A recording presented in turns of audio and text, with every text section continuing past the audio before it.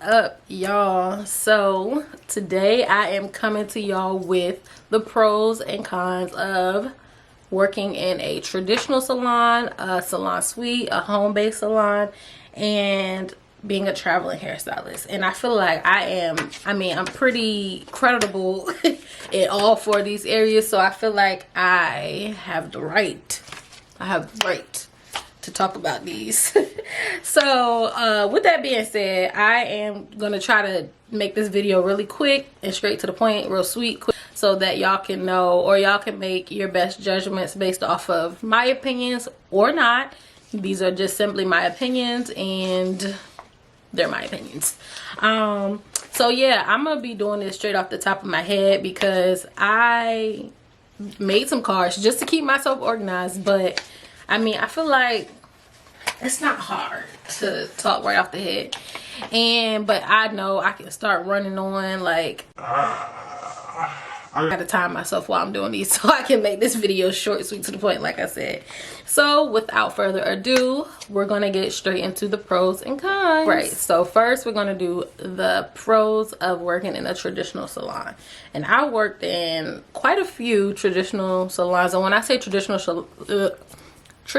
salon, I mean just like your standard hair salon, you know, with the booths and stylists. So the pros to me of working in a traditional salon is you get to bounce ideas off of each other. And for me, that's how I learned to do a lot of the hairstyles outside of braids. Now look at me doing what I just said I was not gonna do.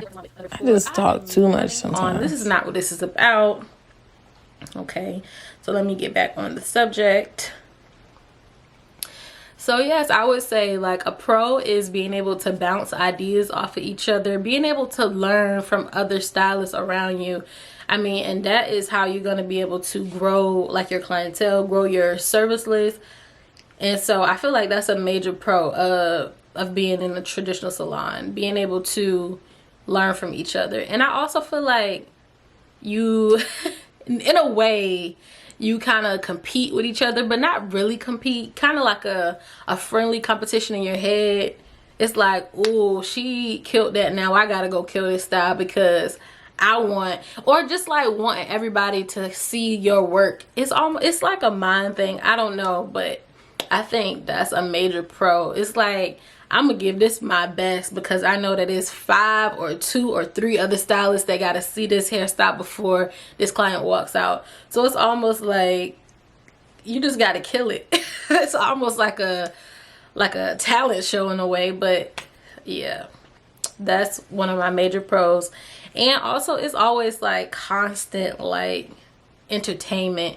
Like, I don't know, rather it's your client and her customer talking about something, or rather it's you and your stylist or your co-worker talking about something.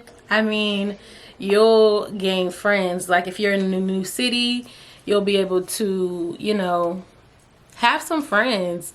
Or even if y'all don't, you know, some associates, whatever you want to call it, because I know we get real technical with terms these days. I mean, some lunch buddies, whatever, like, and I feel like that's a real pro too. All right, so moving on to the pros of working in a salon suite or having a salon suite. I had my salon suite for about 2 years. Let me just take a sip of this. Of this unsponsored deliciousness. So yes, I had my salon suite for about 2 years, and I honestly, I loved it. I'm not gonna lie. Oh, I'm talking about the pros. I'm gonna say that piece for the cons. So I would say the pros of working a salon suite is, number one, you get to make your own rules. Another pro would be that, I mean, and your own rules can mean anything, like your own rules for your style, for your clients, your own rules, just, you know, for whatever. It's just like your own little house. You can do whatever. And I mean, I feel like for most people that is a big thing. and you get the exclusivity, I think. I don't know, it's just more exclusive, like, to your clients. Like, some clients, you don't know, some clients might not feel comfortable in a regular salon, so they like to be like in a closed environment or whatever. You get to know your clients more. You guys get to, you know, just bond better. Yeah, and that was a big thing too. Like, I feel like, well, for me, I feel like you get to really connect and know your client outside of just like, you in here for 2 hours, I'm gonna do your hair, or an hour, see you next appointment, girl. I mean, some clients, you know, and you can do this in a traditional salon too, don't get me wrong, but I feel like it's something about just being real close and in that room or whatever with your clients that just builds a better relationship. Ooh, let me not forget, I love the fact that I could decorate. That goes into like your own rules. Like, I got to decorate my suite the way that I wanted, you know, to my liking. And just everything in there was not my, I don't want to sound selfish, but it's just like, it's my space, so we could do what we want, what I want in here. And that was a big pro to me. All right, moving on. The pros of being a home-based stylist is, number one, that overhead cost. You do not have to worry about it. Granted, you'll have like a higher like water bill, electric bill, but it's not gonna be the same as if you're having to pay like an overhead cost every week in a salon, or every month for a suite, or however, you know, you have to pay for these facilities, or, you know, rooms or whatever. It's not the same. This could also play into like if you have like a suite, but if you have like kids, or if you have pets, you'll be able to attend to them better, because you're, like I said, you're in an exclusive, I don't know why I keep trying to say that word, but you know what I'm trying to say. Y'all know what I'm trying to say. It's your space, so you can do whatever in your space. Granted, you know, you just gotta think about the clients also, but I mean, that's a conversation that you have with your clients. So yes, those are the pros, in my opinion, of being a home-based hairstylist. And now we're going to go to the pros of being a traveling stylist. So for me, I would say one of the major pros here is not for me in this case, it's for my clients. Same thing when I was mentioning like the being able to be exclusive to your clients. This is like super exclusive because they're in the comfort of their home, or wherever they are, or they're, you know, they're more comfortable. And so I feel like this is a plus. This also allows, not saying that it will, but it prompts clients to like tipping higher, buying you food, or, you know, cooking you a meal, or however that goes, if that's something that you appreciate. I know I do. That is something that I feel like is a pro about being a traveling stylist. And I mean, if you like to just travel, and if you just like to be in different places and be able, you know, not just be in one space all day, I feel like this is such a pro. And also, when I mean traveling, I mean like local traveling right now. I guess I can talk about like distance traveling too. That being like a statewide or a countrywide or whatever, you know, more than one location stylist, I feel like the pros of that would be like more visibility, like, and also you get to vacation, like you get to vacation. And same with being like home base, you can save on overhead costs. And I mean, that's a big pro, like being able to reduce the amount of money that you have to put out each week. Granted, you're gonna have to pay for gas, and I guess depending on how you look at it, you're still saving. Girl math, do it, do your girl math. All right, and now we're moving on to the cons. Dun dun dun. All right, so the cons of working in a traditional salon to me would be the cattiness. Sometimes it can be super catty, and I don't want to like shine light on the cons, but let's be real, we got to get into the cons. And so I would say that yes, that's like a major one for me. Not being able to set up your own rules and having to like kind of abide by you know, whatever the salon owner or the manager wants you to do, and just kind of not being able to have free will almost, or like having to follow somebody else's rules. Not being able to do what you want to do, and just, you know, I mean, it also depends on like which type of salon you work in. Like I said, everyone is different. Every salon is different. Here, you're gonna definitely have to pay like a overhead. Either you're gonna have to do like a commission situation, you're gonna have to do a booth rent situation, or you're gonna have to get paid like a paycheck situation. And I mean, just depending on what type of person you are, or where you're coming from. Like, when I mean coming from, just like what area of your career you're coming from, whether you're like coming from being a beginner stylist or straight out of hair school, or whatever your situation can be. These things all come into play when, you know, you go into a traditional salon. I'll just make this short and cut it off right there. So yeah, those are the cons of working in a traditional salon. I will say, like, in some instances, like going into like a traditional salon, all of those things aren't really cons, because whatever position you're in your career path, maybe a traditional salon is best for you, you know. So it's just to each his own. So we're gonna go into the cons of a salon suite. They can be very expensive. Let's just start with that one.